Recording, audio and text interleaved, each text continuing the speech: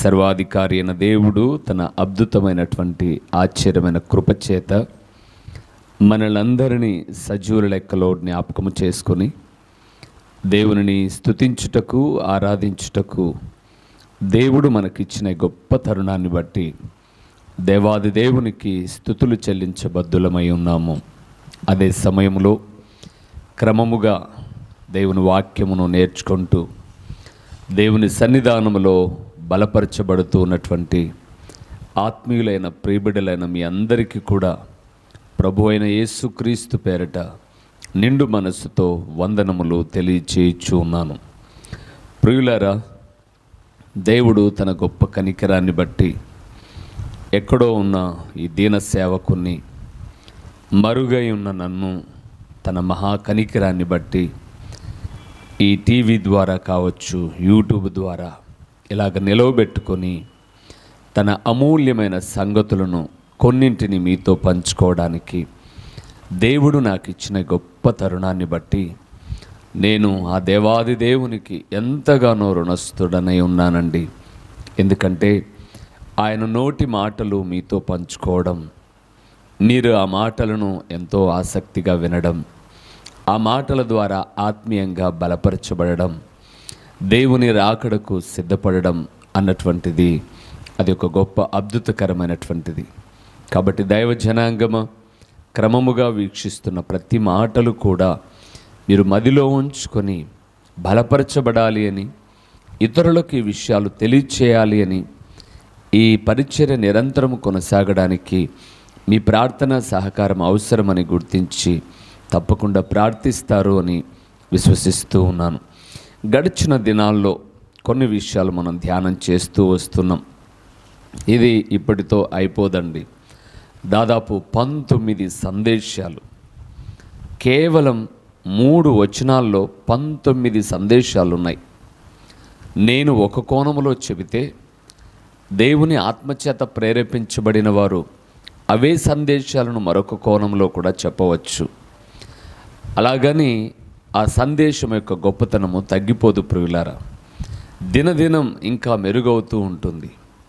ఒక 3 వచనాలనే 19 సందేశాలుగా నేను వివరించగలిగితే నా జీవితకాలం అంతా కూడా నేను ఇవే విషయాలను ప్రకటించవలసి వచ్చిన, సముద్రములో నుంచి ఒక గ్లాసుడు నీళ్లు తీసుకుంటే సముద్రానికి తరిగేదేమీ లేదు, అంతేనండి. నేను ఎన్ని సందేశాలు అందించినా సముద్రములో నుంచి ఒక చిన్న గ్లాస్తో నీళ్లు తీసుకున్నట్లే తప్ప నేనేదో మీకు అందించినట్లు, మీరేదో బలపడినట్లుగా అతిశయపడద్దు. సరైన ప్రియులారా, గడిచిన దినాల నుంచి ఒక విషయాలను మనం ధ్యానం చేస్తూ ఉన్నాం. అవి ఏంటి అనంటే, తిమోతికు రాసిన 2వ పత్రిక 3వ అధ్యాయము, మరొకసారి మొదటి 2 వచనాలు చదువుకుందాం. అంత్యదినములలో అపాయకరమైన కాలములు వచ్చునని తెలుసుకొనుము. ఎలాగనగా మనుషులు స్వార్థప్రియులు, ధనాపేక్షులు, బింకములాడువారు, అహంకారులు, దూషకులు, తల్లిదండ్రులకు అవిధేయులు. చాలు ప్రియులారా, ఈరోజు మనం ధ్యానం చేయబోతున్నది 6వ విషయము.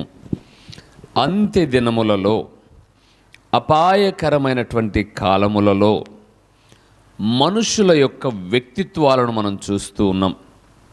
స్వార్థప్రియులు చూసాం, ధనాపేక్షులు చూసాం, బింకములాడువారిని చూసాం, అహంకారులు ఎలాగుంటారో లేఖనాల్లో చూసాం, దూషకులను కూడా నిన్నటి దినాన్ని మనం చూసాం.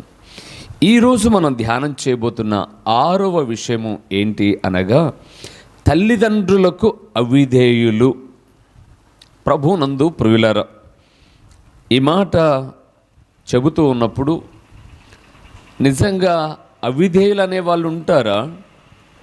కానీ పెంచి పెద్ద చేసి ప్రయోజకులు కావాలని ప్రయాసపడిన తల్లిదండ్రుల మనస్సులను కృంగజేసే వాళ్ళు ఉంటారా లోకంలో అనే ఆలోచన మీకు రావచ్చు.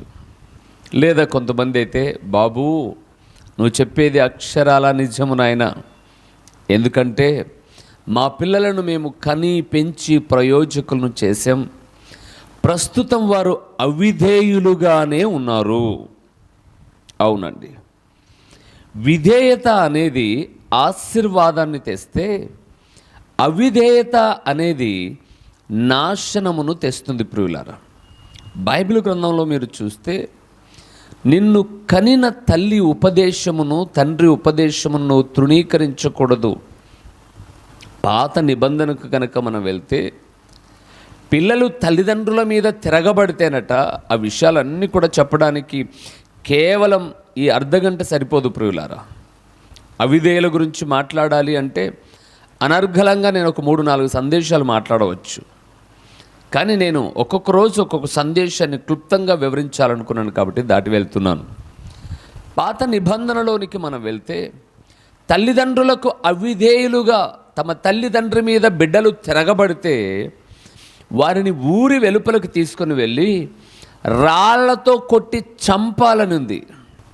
ఎస్, విత్ రెఫరెన్స్ కూడా మీకు ఇస్తాను మీరు నన్ను అడిగితే. తమ పిల్లలు తమ తల్లిదండ్రుల మీద, అంటే జన్మనిచ్చిన తల్లిదండ్రుల మీద, వాడు పెళ్ళైనా పెళ్ళి కాకపోయినా బిడ్డలు తిరగబడ్డారు అని అంటే వారికి లోబడలేదు అని అంటే, వారికి విధేయత చూపలేదు అని అంటే ఊరి బయటికి తీసుకుని వెళ్ళి రాళ్లతో ఊరి వాళ్ళందరూ కలిసి చావగొట్టాలి అని ఉంది.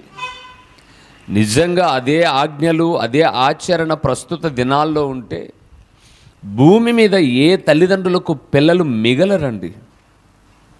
రేరు, చాలా తక్కువ మంది మిగులుతారు.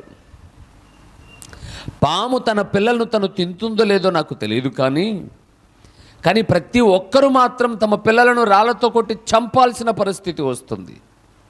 ప్రస్తుత దినాల్లో అయితే ప్రియులారా, అవిధేయులు అధికమై ఉన్నారు.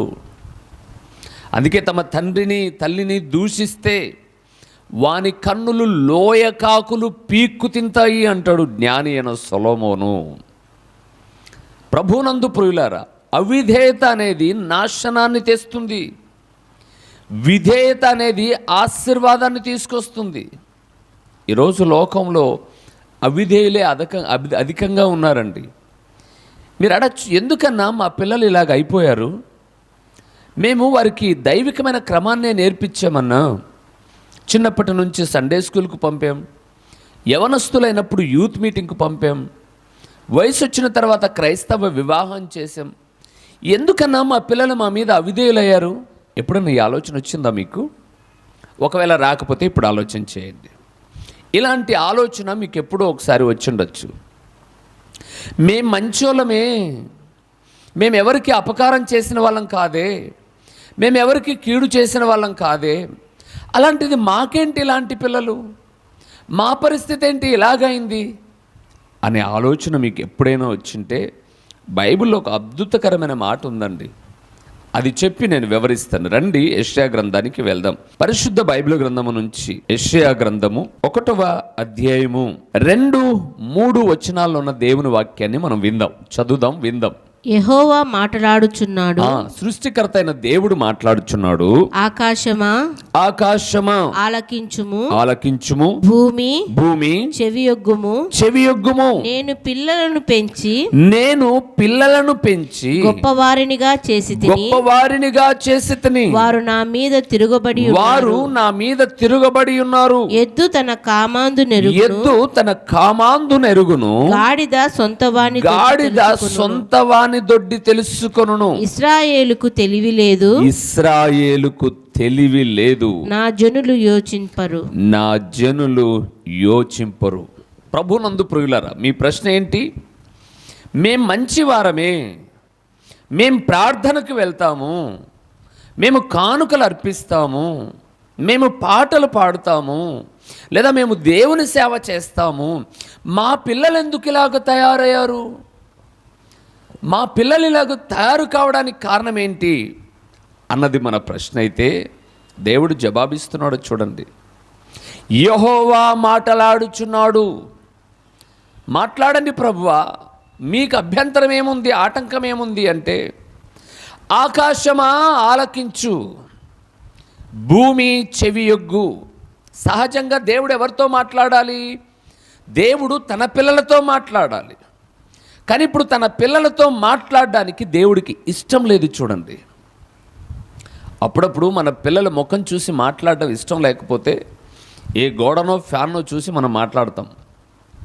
మన పిల్లలు అవిధేయులైతే భార్యను చూసి మాట్లాడతాం, భర్తను చూసి మాట్లాడతాం కదండి. అలాగ దేవుడు కూడా తన పోలిక చొప్పున చేయబడిన మనిషితో మాట్లాడడానికి ఇష్టపడ్డంలే ప్రియులారా. ఏం ప్రభువా ఏం చేశాం? అక్కడ అన్నాడండి, నేను పిల్లలను పెంచి పెద్దవారిని చేసి తిని. అవునండి, నువ్వు నీ పిల్లలను ఎలాగ కని పెంచి పెద్ద చేశావో, సృష్టికర్త అయిన దేవుడు కూడా నిన్ను కని పెంచి పెద్ద చేశాడు. పిండముగా ఉన్నప్పుడే, రక్త ముద్దగా ఉన్నప్పుడే రాలిపోవలసిన నిన్ను ఒక రూపాన్నిచ్చి, అవయవాలనిచ్చి, శరీరములో ఎదుగుదలనిచ్చి, నిన్ను చక్కగా తయారు చేసి భూమి మీదకి ఒక సొగసైన కుమారుడిగా కుమార్తెగా పంపించి, పుట్టినప్పుడే అనేకమైన జబ్బులు నిన్ను చంపడానికి అపవాది ప్రయత్నిస్తే ఆ జబ్బులన్నిటిలో నుంచి తప్పించి నిన్ను ప్రయోజకుని చేసి ఒక ఉద్యోగస్తునో ఉద్యోగస్తురాలునో లేదా ఉద్యోగస్తునికి కలిగిన భార్యగానో ఒక వ్యాపారస్తుడిగానో ఒక సేవకుడిగానో ఒక మంచి విశ్వాసిగానో నిన్ను నిలవబెట్టాడు దేవుడు. నీ బిడ్డను నువ్వు ఎలాగ ప్రయోజకునిగా కని పెంచి ప్రయోజకుని చేసి బీటెక్కో యాటెక్కో ఏటెక్కో చేసినట్టుగా నిన్ను కూడా దేవుడు రకరకాలుగా పోషించి ఈ రోజు వరకు నిలబెడితే అన్నాడండి అక్కడ, నేను పెంచి వారిని గొప్పవారినిగా చేసి తిని నా మీద వారు తిరగబడి ఉన్నారు అన్నాడు. తిరగబడ్డం అంటే వదుపో ప్రభువా నువ్వు అనడం కాదండి. తిరుగుబాటు అనగా అర్థం ఏంటి అంటే చెప్పిన మాట వినకపోవడం అండి. తిరుగుబాటు అంటే ఏంటో తెలుసా? చెప్పిన మాట వినకపోవడం. ఎద్దును అందుకే అక్కడ రెండింటిని పోల్చాడు చూడండి. ఎద్దు తన కామాందు నెరుగును, గాడిద తన సొంత దొడ్డిని తెలుసుకొనును. నా ప్రజలకు తెలివి లేదు. నిజమేనండి, మాది చాలా పేద కుటుంబం. మా నాన్న వ్యవసాయం చేసేవాడు. కొద్దిపాటిగా చిన్న పొలం ఉంటే ఎప్పుడో లేండి, ఇప్పుడు ఏవి లేవు, పొలాలు ఏవి లేవు. ఒకప్పుడు మా నాన్న ఎద్దులు మాకు ఉండేవి, ఒక బండి కూడా ఉండేదండి. మా నాన్న బయటికి వచ్చి ఎద్దులను ఇప్పి బండి కట్టడానికి తీసుకొని వెళ్ళేవాడు. ఆ బండి అంటే కాడిమాన్ ఉంటుంది, దాని మెడల మీద పెట్టేటటువంటి కాడిమాన్ అంటారు దాన్ని. ఇప్పుడు మా నాన్న బండిని ఇలాగా పైకెత్తుతాడండి, బండిని ఇలాగా పైకెత్తుతాడు. ఎందుకంటే కాడిమాని దాని మెడల మీద పెట్టి ఒక పట్టె చేత కట్టేవాళ్ళు. బాగా గుర్తు, నిజమే చెప్తున్నాను ప్రియులారా. మా ఇంట్లో మా నాన్న ఎద్దులకు మేత వేసేవాడు, నీళ్లు తాపేవాడు. ఎద్దులు మా నాన్న వచ్చి అలాగ కొంచెమే ఎత్తుతాడండి, పైకి పూర్తిగా కాదు బండి ఎత్తేది. కొంచెం ఎత్తగానే ఆ ఎద్దు ఇలాగ నిటారుగా నీలుక్కున్నది మెడ వంచి దాని కిందికి దూరుతుందండి. దాని కిందికి దూరి, నిజంగా ప్రియులారా, దాని కిందికి దూరి ఆ కాడుమాను తనంతకై తనే మెడ మీద పెట్టుకుంటుంది. ఎంత కృతజ్ఞత అండి మూగ జీవికి, ఎంత విధేయత అండి మూగ జీవికి. ఆహారం పెట్టినందుకు కృతజ్ఞత కలిగి బండి మీదేం అలకాగా ఉండవు, అంటే బరువు లేకోకుండా ఉండవు. ఆ బండి మీద పేడ వేస్తారు, ఎరువు అంటే రకరకాలవి అన్నీ వేసి బరువు అవుతుంది. నా యజమానుడా, నువ్వు నాకు ఆహారం పెట్టినందుకు బరువైనా నేను మోస్తానయ్యా అని మెడ ఉంచుతుందండి. అందుకే ఎద్దును చెప్పాడు అక్కడ, నువ్వు దేవునికి లోబడలేదు కాబట్టే నీ పిల్లలు నీకు లోబడడం లేదు. నిజం ప్రియులారా, అది నా జీవితమైన నీ జీవితమైన దేవుడు చెప్తున్నాడు. నువ్వు ఎప్పుడైతే పరిపూర్ణంగా అన్ని విషయములలో దేవుని ఎదుట వినయ విధేయతలు కలిగి ఉంటావో తప్పనిసరిగా నీ దేవుడు లోబడేటట్టుగా చేస్తాడు. నా పిల్లలు నాకు లోబడలేదు, నా పిల్లలు నా మీద తిరగబడుతున్నారు అంటే నువ్వు దేవునికి లోబడలేదు, దేవుని ఎడల తిరుగుబాటుదారుగానే ఉన్నావు. వినేది ఒకటి, చేసేది ఒకటి. దేవుని ప్రసంగాలు, బైబిల్ గ్రంథాన్ని చూసేదొకటి, నువ్వు చూసేదొకటి. నీలో ఎన్నో తప్పిదాలు ఉన్నాయి. అందుకే అన్నాడు, ఎద్దు తన కామాందు నెరుగును, గాడిద తన సొంత దొడ్డివాన్ని తెలుసుకొనును. అవిధేయులండి ఈరోజు రాకడకు ముందుగా. సృష్టికర్త అయిన దేవుడు నిర్గమాకాండం 20వ అధ్యాయము 12వ వచనంలో ఒక అద్భుతకరమైనటువంటి ఆజ్ఞలు ఇచ్చాడు ఇశ్రాయేలులకు. నీవు భూమి మీద దీర్ఘాయుష్మంతుడవగునట్లు నీ తల్లిని తండ్రిని సన్మానించు కుమారుడా. అంటే ఎక్కడ సన్మానిస్తున్నాం? యెహోవా యందు భయభక్తులు కలిగి ఉండుటే దీర్ఘాయువునకు మూలము అన్నాడు. తల్లి తండ్రిని సన్మానిస్తే కుమారుడు ఎక్కువ కాలం బ్రతుకుతాడు. దేవుని ఎడల భయభక్తులు కలిగి ఉంటే విశ్వాస ఎక్కువ కాలం బ్రతుకుతాడు. అంతే కదండి. ఎఫెసీయులకు రాసిన పత్రిక 6వ అధ్యాయం 1వ వచనంలో అంటాడు అద్భుతకరమైన మాట, పిల్లలారా మీ తల్లిదండ్రులకు విధేయులై ఉండుడి, ఇది ధర్మమే. పిల్లలు ఈరోజు ధర్మాన్ని తప్పుతున్నారండి, విధేయులుగా లేరు ప్రియులారా. మచ్చుకు ఒక 2-3 మీకు చూయించి నా సందేశాన్ని ముగిస్తాను. రండి ప్రియులారా, న్యాయాధిపతుల గ్రంథానికి వెళ్దాం. పరిశుద్ధ బైబిల్ గ్రంథము నుంచి న్యాయాధిపతుల గ్రంథం 14వ అధ్యాయము 2వ వచనాన్ని మనం చదువుతూ ఉన్నాం. అతడు తిరిగి వచ్చి తిమ్నాతులో ఫిలిష్తీయుల కుమార్తెలలో ఒకతను చూచితిని, మీరు ఆమెను నాకు ఇచ్చి పెళ్లి చేయవలెనని తన తల్లిదండ్రులతో అనగా చాలండి. ఎవరండి ఈయన? సండే స్కూల్ స్టూడెంటే, యూత్ మీటింగ్లో పార్టిసిపేట్ చేసినోడే, నాజీరు చేయబడినవాడు. నాజీరు అనగా వ్రతము, వ్రతపుత్రుడైనటువంటి సంసోను. వ్రతపుత్రుడైనటువంటి సంసోను తల్లిదండ్రులకు అవిధేయుడై ప్రేమలో పడ్డాడండి. ఒకడు తన ఊహను బట్టి చెప్పుట వలన ఎప్పుడూ లేఖనము నెరవేరదు. సంసోను అవిధేయుడయ్యాడు తల్లిదండ్రులకు. అందుకే 3వ వచనంలో అంటాడు, నేను ఫిలిష్తీయుల కుమార్తెలలో ఒక దానిని చూచితిని, మీరు వెళ్ళి నాకు మాట్లాడి ఆమెతో పెళ్లి చేయండి. ఈరోజు 100కి 90 పైబడిన శాతము పిల్లలందరూ తమకు నచ్చిన వారిని వారే చూసుకొని తల్లిదండ్రుల దగ్గరకు వచ్చి అంటున్నారు, మేము చూసుకున్నాం, మేము చేసుకుంటాం, మీరు చేయొస్తారా చేస్తారా? తల్లిదండ్రులు చేసినా చేయకపోయినా తర్వాత వాళ్ళు మాత్రం చేస్తారండి. చేస్తారంటానులే. వీళ్ళు చేసినా చేయకపోయినా వాళ్ళు ఉద్రేకానికి లోనయ్యి సినిమాల సీరియళ్లకు ఆకర్షితులైపోయి వాళ్ళు చేసుకొని తప్పనిసరిగా తిప్పలే పురుగులారా. ఏ సంసోను సుఖపడ్డాడండి ప్రేమ వివాహము చేసుకొని? ఎలాంటి పరిస్థితుల గుండా వెళ్ళాడో తెలీదా మీకు? కొద్ది రోజులకే మనస్పర్ధలు వచ్చాయి. అంతేనండి, వేడి పొంగు చల్లారగానే మనస్పర్ధలు ప్రారంభమవుతాయి. మనస్పర్ధలు ప్రారంభము కాగానే మనిషి విడిపోతాడు. విడిపోయిన తాడుకు, విడిపోయినటువంటి జీవితాలకు విలువ ఉండదు.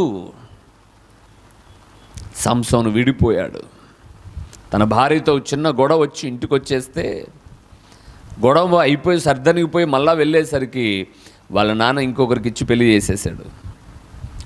ఇంకొకరికి ఇచ్చి పెళ్లి చేస్తావని ఆ యొక్క అన్నిటినీ తగలబెట్టేశాడు. వాములన్నిటినీ, పంటలన్నిటినీ తగలబెట్టేశాడు. అప్పటి నుంచి ఫిలిష్తీయులు చంపాలని అటు నుంచి మరలా చివరికి వేశ్య ఒడిలో చేరి తలబోడై కన్నులు పీకబడి అవిధేయుల యొక్క ముగింపు ఇలాగే ఉంటుంది ప్రియులారా. తల్లి, ఈరోజు నీ కుమారుడో నీ కుమార్తెో అవిధేయులుగా ఉన్నారని నువ్వు కృంగిపోతున్నావా? నీవు దేవుని వాక్యానికి విధేయుడవై ఉండు. అవిధేయులైన ప్రతి పరిస్థితి సంసోనుదే అని చెప్పు. వినరు. ఎందుకంటే ఆ కండ్లకు ఆ పొరలు అడ్డపడి ఉంటాయి. కనపడేటటువంటి ఆమెను పెద్ద హీరోగా ఊహించేసుకుంటారు. మనమేం కనపరం. కానీ కనపడేసరికి జీవితము చేజారిపోతుంది. అవిధేయుడైన సంసోను అర్ధాంతరమైన చావు చచ్చాడు. నేను చనిపోవాలని ఎవరిని కోరుకోవడం లేదు ప్రియులారా. ఒక దేవుని సేవకుడిగా మాట్లాడుతున్నాను. అవిధేయత మంచిది కాదు. కానీ రాకడకు ముందుగా అంత్య దినములలో తల్లిదండ్రులకు అవిధేయులే భూమి మీద అధికంగా. అవిధేయులే. ఒక సంసోను మాత్రమే అవిధేయుడు కాదు ప్రియులారా. ఇంకొక వ్యక్తిని కూడా మీకు చూపిస్తాను చూడండి. సమూయేలు 2వ గ్రంథం 15వ అధ్యాయము. సమూయేలు 2వ గ్రంథము 15వ అధ్యాయము 10వ వచనాన్ని ఒకసారి మనం చదువుకుందాం. అబ్షాలోము మీరు బాకానాదము వినునప్పుడు అబ్షాలోము హెబ్రోనులో ఏలుచున్నాడని కేకలు వేయడని చెప్పుటకై ఇశ్రాయేలుల గోత్రములన్నిటికీ వేగుల వారిని పంపెను. చాలు ప్రియులారా. ఎవరైనా దావీదు కుమారులలో అబ్షాలోమంత సొగసైన వాడు ఎవరు లేడు. అంత సొగసైన వాడట. సొగసు ఉంది కానీ సొగసుకు తగిన బుద్ధి లేదు. అందుకే వాస్తవానికి అమ్నోనును చంపిన తర్వాత తల్లిదండ్రుల కుమారులకు వేరు అయిపోయింది. మరలా యోవాబు ఏదో ఒక రీతిగా అబ్షాలోమును తండ్రికి దగ్గర చేరుస్తాడు కుయుక్తిగా. సరే, అది అలా ఉంచుదాం. ఇప్పుడు ఈ అధ్యాయాన్ని మీరు 7వ వచనం నుంచి చదువుకుంటూ వస్తే, నాయనా నేను హెబ్రోన్కి వెళ్తానే దేవుని సహవాసానికి, దేవుని ప్రార్థన చేయడానికి అన్నాడు. పోరాపు కొడక అన్నాడు దావీదు. అక్కడికి వెళ్ళి గుంపును సమకూర్చుకొని తండ్రికి తిరుగుబాటుదారుడుగా, మా నాన్న ఏంటి పరిపాలించేది, మా నాన్న కన్నా నేను ఇంకా బాగా పరిపాలిస్తానని అవిధేయుడై తిరుగుబాటుదారుడయ్యాడండి. ఏమైనా మూట కట్టుకున్నాడు అనుకుంటున్నారా? తిరగబడిన కొడుకు కొద్ది రోజులు బాగానే ఉన్నాడు. కానీ చివరికి ప్రియులారా, ఏ జుట్టు అయితే ఒత్తుగా పెరిగిందో అదే జుట్టు చెట్టుకు వ్రేలాడుతూ గాడిద మీద ఎక్కేస్తూ ఉన్నాడు తండ్రిని చంపడానికి. వ్రేలాడుతున్నవాడు జుట్టు పైన తగులుకొని ఆకాశానికి భూమికి మధ్య వ్రేలాడితే సైనికుడొకడు విల్లెక్కు పెట్టి కవచపు కీలు మధ్యన దాన్ని దూర్చి అబ్షాలోమును చంపుతాడండి. ఈరోజు చాలామంది పిల్లలు తమ తల్లిదండ్రుల ఎడల అవిధేయులై చావును కొని తెచ్చుకుంటున్నారు. అదెట్లన్నా, నువ్వు చస్తావా ఇస్తావా, నాకు ₹1,00,000 బైక్ కావాలంతే, 2 లక్షల బైక్ కావాలంతే. వీడు బైక్ తీసుకున్నాల ముంచి బైక్ మీద పోతానట్లుగా పోడు, హెలికాప్టర్లో పోతానట్లుగా వెళ్తాడు. ఎందుకంటే పైన ఏం అడ్డం ఉండవు కదా, హెలికాప్టర్కు చాలా తక్కువ అడ్డం. కానీ బైక్ రోడ్డు మీద కాబట్టి పోయేది నానా ఒకటి అడ్డం వస్తాయి, జంతువులు అడ్డం వస్తాయి, వాహనాలు అడ్డం వస్తాయి, అన్నీ అడ్డం వస్తాయి. కానీ వీడు హెలికాప్టర్ మాదిరిగా వెళ్తాడు.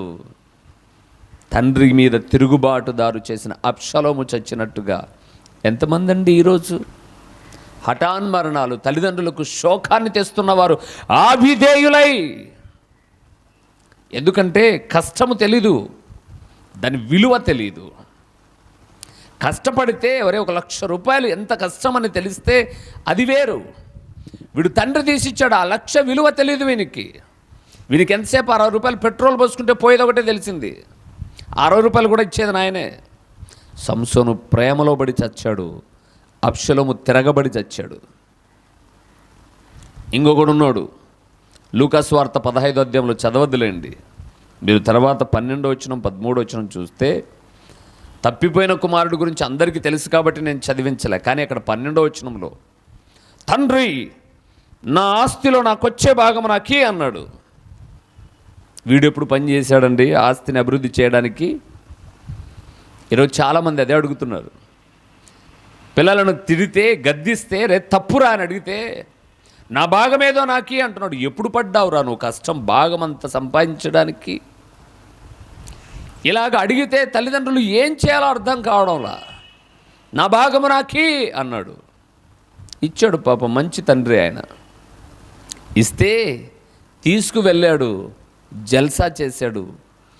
సొమ్మున్నంత వరకు అమ్మాయి అయినా అబ్బాయి అయినా నీ చుట్టూ తిరుగుతారు. సొమ్ము అయిపోతే నిన్ను దుమ్ములో వదిలేస్తారు గాడిద. సొమ్మున్నంత వరకే.